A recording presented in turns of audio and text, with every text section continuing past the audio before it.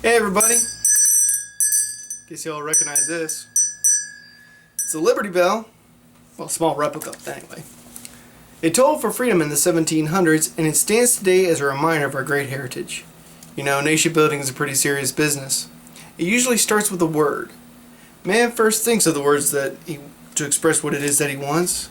Once he finds them, he tries to make his actions and deeds match those words. What better example than the Declaration of Independence? July 4th, 1776. In Congress. The unanimous declaration of the 13 United States of America. When in the course of human events it becomes necessary for one people to dissolve the political bands which have connected them with another, and to assume among the powers of the earth the separate and equal station to which the laws of nature and of nature's God entitle them, a decent respect to the opinions of mankind requires that they should declare causes which impel them to the separation. We hold these truths to be self-evident, that all men are created equal, that they are endowed by their Creator with certain unalienable rights, that among these are life, liberty, and the pursuit of happiness, that to secure these rights, governments are instituted among men, deriving their just power from the consent of the governed. Well, whenever any form of government becomes destructive of these ends, it is the right of the people to alter or to abolish it, and to institute new government, laying its foundations on such principles, and organizing its powers in such form as to them shall seem most likely to affect their safety and happiness.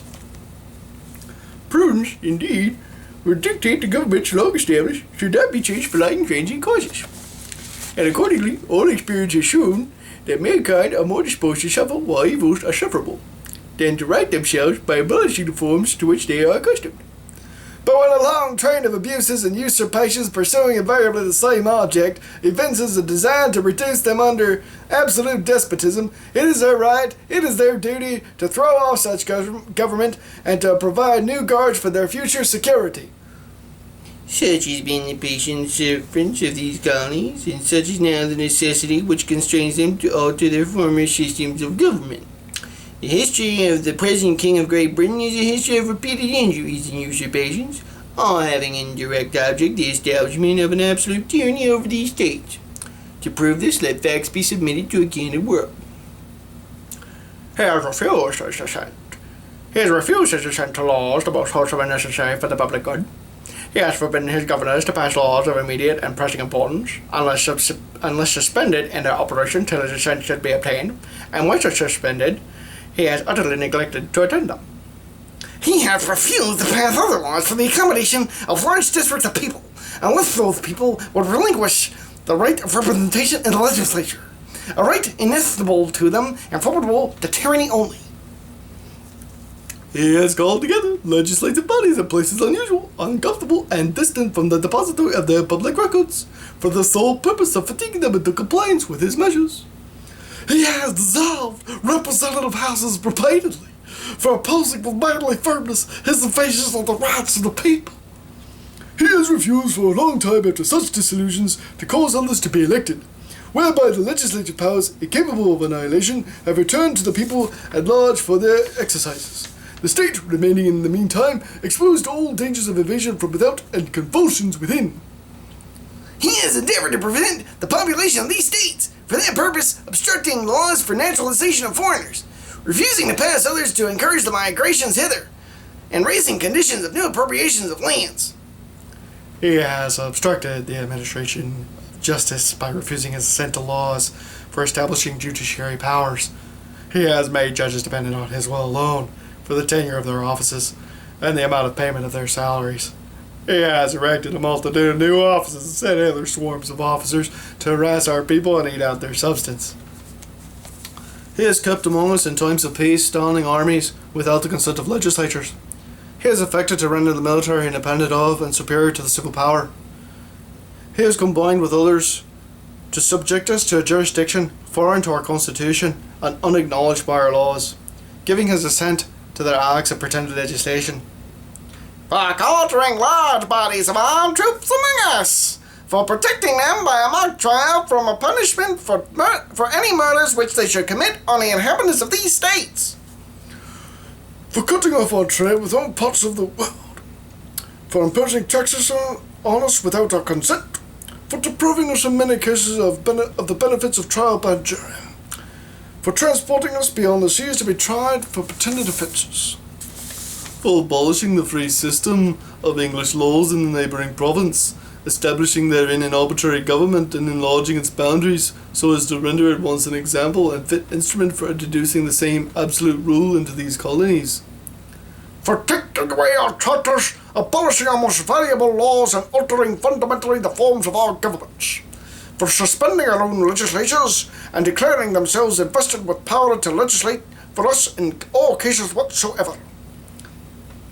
He has abdicated government here by declaring us out of his protection, waging war against us. He has plundered our seas, ravaged our coasts, burnt our towns, and destroyed the lives of our people.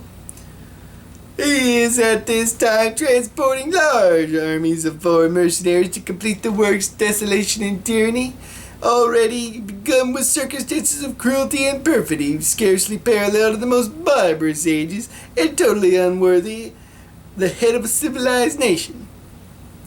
He has constrained our fellow citizens, taken captive on the high seas, to bear arms against their country, to become the executioners of their friends and brethren, or to fall themselves by their hands. He has excited domestic insurrections amongst us, and has endeavored to bring all the inhabitants of our frontiers, the merciless Indian savages whose known rule of warfare is an undistinguished destruction of all ages, sexes, and conditions. In every stage of these oppressions, we have petitioned for redress in the most humble terms. Our repeated petitions have been only answered by repeated injury. A prince whose character is thus marked by every act which may define a tyrant is unfit to be the ruler of a free people. Nor have we been wanting in attentions to our British brethren. We have warned them from time to time of attempts by their legislature to extend an unwarrantable jurisdiction over us. We have reminded them of the circumstances of our immigration and settlement here. We have appealed to their line of justice and magnanimity, and we have conjured by them, by the ties of our common kindred, to disavow these usurpations which would inevitably interrupt our connections and correspondence. They too have been deaf to the voice of justice and consequentity. We must therefore acquiesce in the necessity which denounces our separation and hold them as we hold the rest of mankind. Enemies in war, in peace, friends.